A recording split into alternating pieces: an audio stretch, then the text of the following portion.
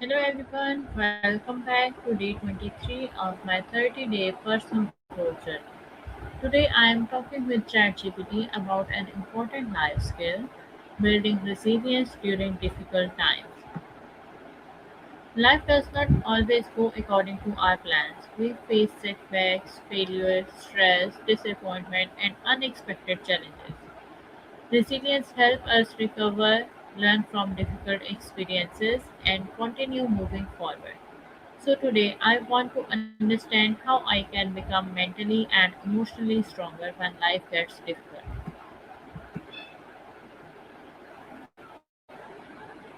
Hmm, that's an excellent question. Resilience isn't about avoiding difficulties, it's about adapting and recovering when they happen. One way is to practice acceptance. Instead of fighting reality, ask, what can I do now? Another is reframing. Instead of thinking, I failed, try, what did I learn? How can I improve? Healthy routines help too, like sleep, exercise, and staying connected to people you trust. And don't underestimate self compassion. Treat yourself with the same patience you'd give a good friend. So, what's one challenge recently you had to push through? Okay, what does resilience really mean and why is it important in life? Resilience means the ability to bounce back after difficulties. It's not about pretending things don't hurt, it's about recovering and moving forward.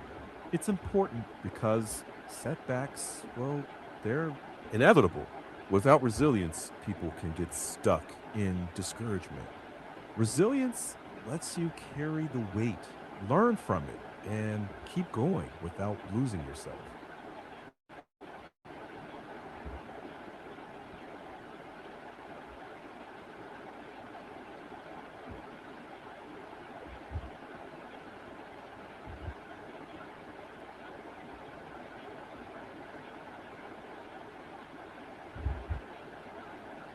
What is the difference between being resilient and simply ignoring problems? Good distinction. Being resilient means acknowledging the problem, feeling the emotions, and then finding ways to cope and adapt. Ignoring problems, on the other hand, means avoiding them, pretending they're not there, which usually makes them pile up. Resilience is active, it faces difficulties, even when it's uncomfortable. Avoidance might feel easier short term, but long term, it usually makes things heavier. Resilience builds strength over time. Avoidance often weakens it. Does that distinction make sense? How can I stay positive when I am going through a difficult situation? Start small. So focus on what you can control, even if it's just the next step. Practice gratitude, even for tiny things like a good cup of tea. Limit doom scrolling because constant negative feeds can drag your mood down. And talk to someone safe, a friend, mentor, maybe a counselor. And don't force positivity. It's okay to feel upset. What's one little thing that usually lifts your mood, even just a bit?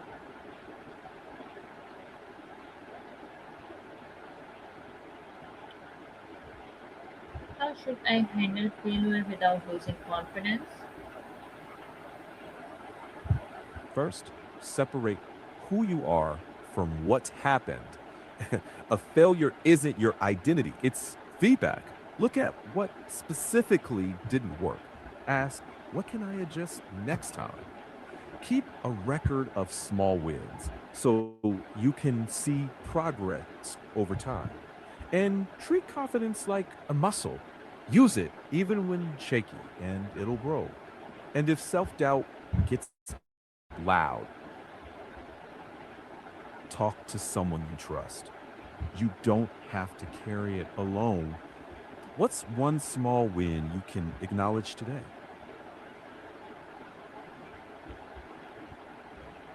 should I handle failure without losing confidence?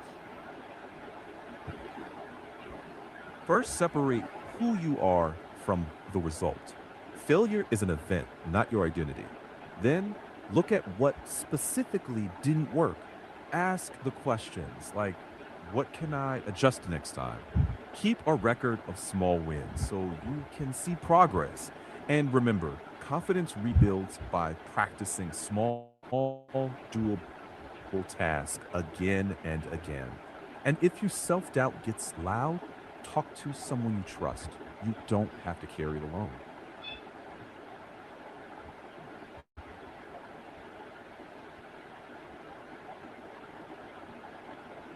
What can I learn from setbacks and mistakes? You can learn patterns, what triggers certain outcomes. You can learn your limits, where you need support, where to slow down. You can learn problem solving skills and creativity.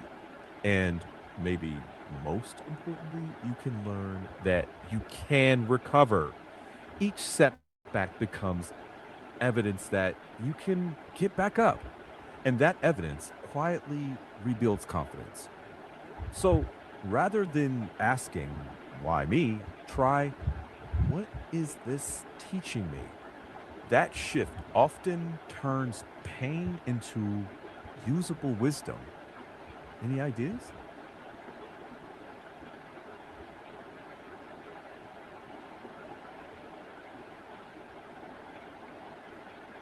How can I stop overthinking difficult situations? Start by noticing when your mind starts looping. Say to yourself, I'm overthinking. That tiny bit of awareness gives you a choice. Then ground yourself. Take a few slow breaths or name five things you can see. That pulls your brain out of the spiral. Next, pick one tiny action you can take, even if it's really small. Action breaks the loop and set a limit. Say, I'll think about this for 10 minutes, then stop. Over time, those boundaries train your brain to let thoughts pass without grabbing on. It's practice, not perfection. How can I stop? What daily habits can help me build emotional strength? Simple, steady wins. First, get enough sleep. It's underrated for emotional balance. Second, move your body. Even a short walk counts. Third, journal a few lines about what went okay today. Fourth, check in with someone you trust, even briefly. And try one mindfulness minute. Habits don't need to be dramatic, they need to be consistent. Over weeks, they quietly build that emotional strength. Which one sounds like a good fit for this week?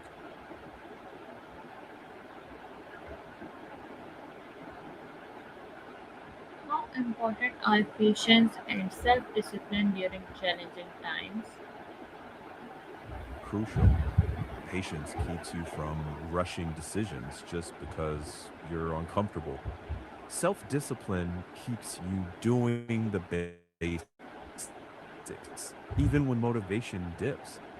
Together, they stop setbacks from turning into meltdowns. It's not about being stoic 24/7. It's about sticking to simple routines, being kind to yourself, and taking the next doable step. Over time, that consistency becomes strength. How can I maintain motivation when I don't see immediate results? When results are slow, shift the focus from results to routines. Celebrate sticking to the process, like showing up to practice, even when progress feels invisible. Keep a progress journal. Those small entries remind you that effort is stacking up. Mix in tiny rewards, a short walk, a favorite snack, or just acknowledging I did the work. And revisit your why. The deeper reason you started keeps motivation alive when surface results lag. And talk to someone who gets the journey because sharing resets perspective.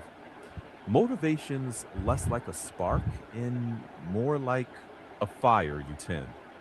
It needs steady fuel.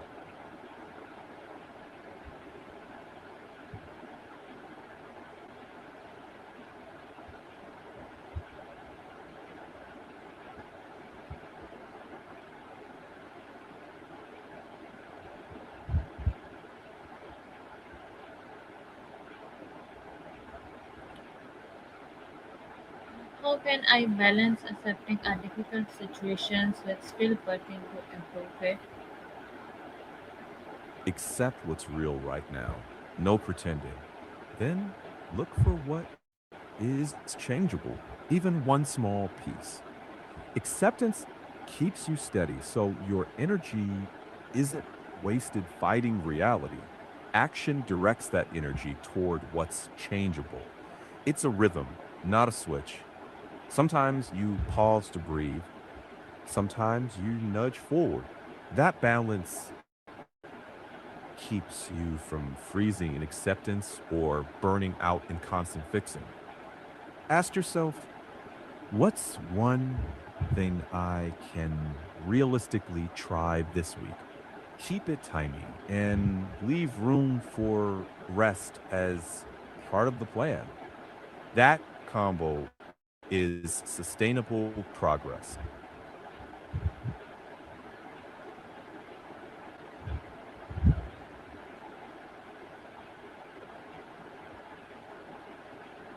When should I ask other people for support instead of handling everything alone? Ask for help when the load risks your health, your relationships, or your ability to function. Also, when the task simply exceeds your skill or time, that's not weakness, that's wisdom. Think of asking as collaboration, not defeat. Most people actually want to support, but won't guess when it's needed. So say what you need clearly and simply. And if asking feels hard, start tiny. Ask for a second opinion or just 10 minutes of help. Each small ask builds confidence for the next one. You don't have to carry it all alone.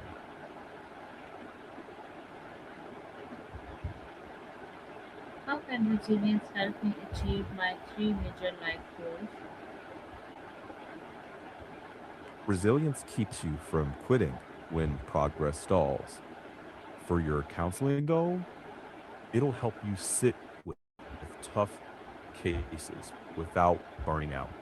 For learning AI and content creation, it'll help you handle slow growth and criticism.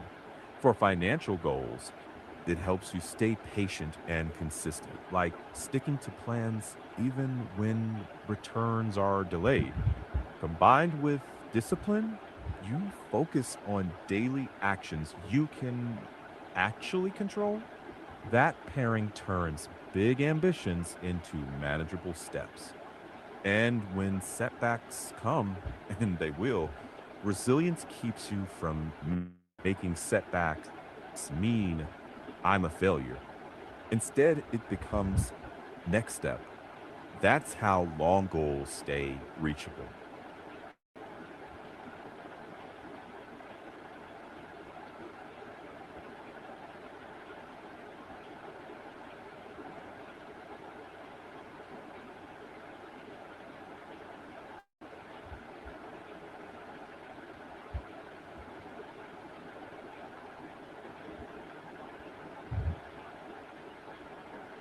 What mindset should I develop when things don't go according to my plan?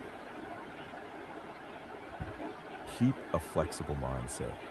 Treat plans as guides, not promises. When things change, ask, what's still possible. Instead of proving yourself, focus on learning what this moment can teach. That mindset keeps you moving, even when the path zigzags. If discouragement lingers, it's okay to check in with someone you trust. You don't have to navigate detours alone.